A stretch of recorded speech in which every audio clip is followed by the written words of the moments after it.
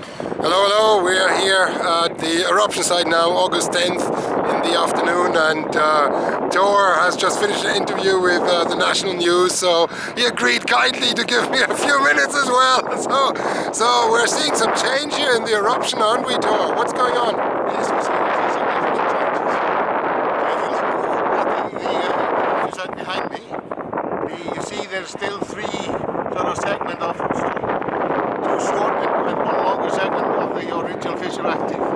And these are the same vents that were active last Sunday and last Saturday. But what we have seen now is that the intensity of the activity on those fissures on either end is weaker now than it was.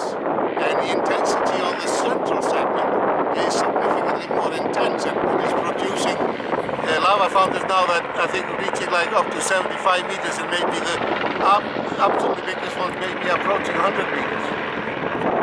Now that's one of the general changes that are taking place in the vent activity.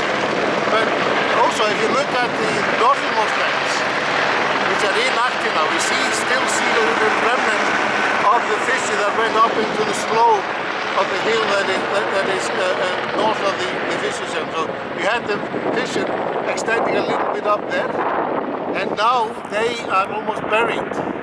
And if you look at the level of the lava pool in front of the fissure, that is actually almost equally as high as the highest tip of the original fissure.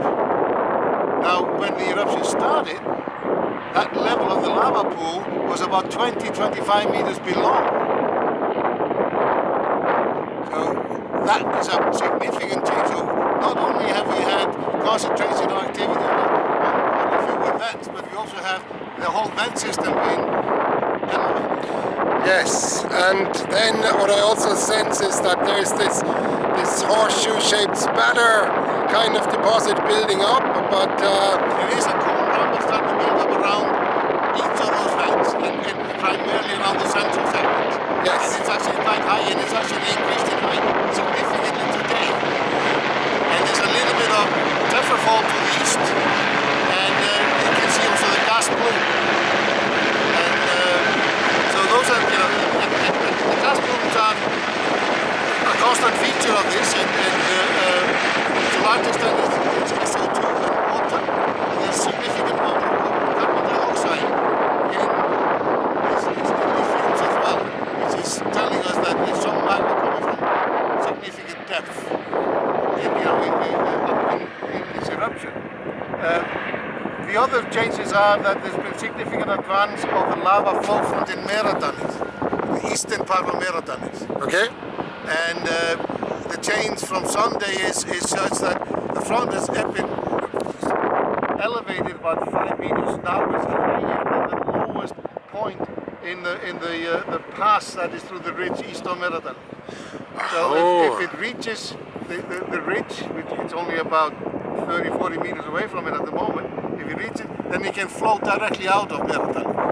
I see. And that's a significant change in the eruption if that happens, because then we have basically downslope landscape all the way down to the coastline, and it exposes one of the main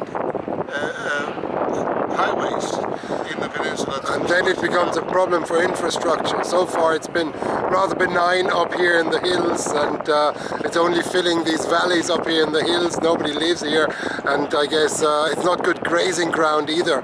So there hasn't been any kind of problems for man, beast or infrastructure. But this is the current location is ideal, and if the lava stays in these little valley systems between Fagradalsfjall, it's not going to have any impact. If it manages to get out of those valleys, then it can start to have an impact on infrastructure, and that's what we are concerned about. yes, I can see. I mean, this is the key risk here, I guess. So wonderful. Thank you very much, Thor, for your time.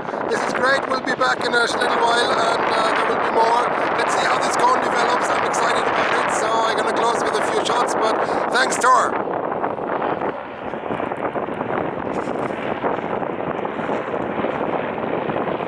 So here we're zooming in a little bit more. This is the cone forming here, and it's a spatter cone deposit. So we see that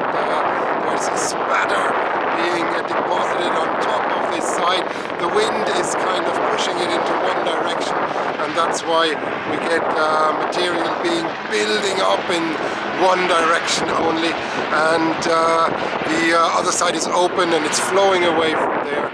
So we have a lava field here in front with a thin crust, but you can still see that it's glowing underneath, so it's incandescent underneath. So here we see a very thin, dark cover, and there's fresh lava underneath, and sometimes it's breaking out in little tongues, as we've seen earlier here at this one here. So, and then it makes little lava rivers that come down from this pond up there, because that's what it really is, a kind of strange mixture between a lava lake and a lava vent, and something that is really in transition.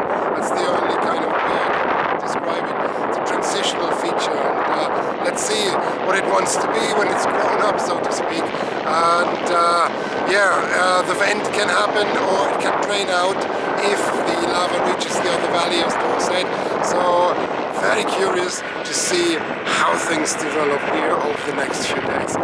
So thank you very much, and I hope you find this of interest. I'm certainly quite fascinated by it, and I'll be back with a new report as soon as there's some